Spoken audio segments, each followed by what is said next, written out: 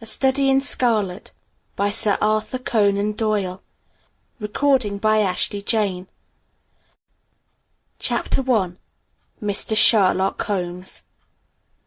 In the year 1878 I took my degree of Doctor of Medicine of the University of London, and proceeded to Netley to go through the course prescribed for surgeons in the army. Having completed my studies there, I was duly attached to the 5th Northumberland Fusiliers as assistant surgeon. The regiment was stationed in India at the time, and before I could join it the Second Afghan War had broken out. On landing at Bombay I learned that my corps had advanced through the passes, and was already deep in the enemy's country. I followed, however, with many other officers who were in the same situation as myself, and succeeded in reaching Kandahar in safety, where I found my regiment, and at once entered upon my new duties. The campaign brought honours and promotion to many, but for me it had nothing but misfortune and disaster. I was removed from my brigade, and attached to the Berkshires, with whom I served at the fatal Battle of Maiwand.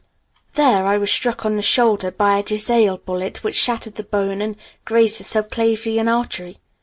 I should have fallen into the hands of the murderous Guards had it not been for the devotion and courage shown by Murray, my orderly, who threw me across the pack-horse, and succeeded in bringing me safely to the British lines.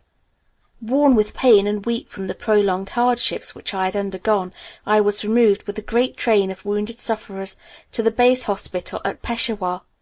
Here I rallied, and had already improved so far as to be able to walk about the wards, and even to bask a little upon the verandah, when I was struck down by enteric fever, that curse of our Indian possessions.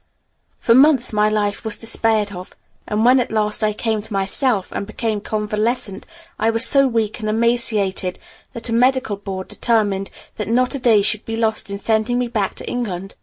I was dispatched accordingly in the troop ship Orontes, and landed a month later on Portsmouth jetty, with my health irretrievably ruined, but with permission from a paternal government to spend the next 9 months in attempting to improve it.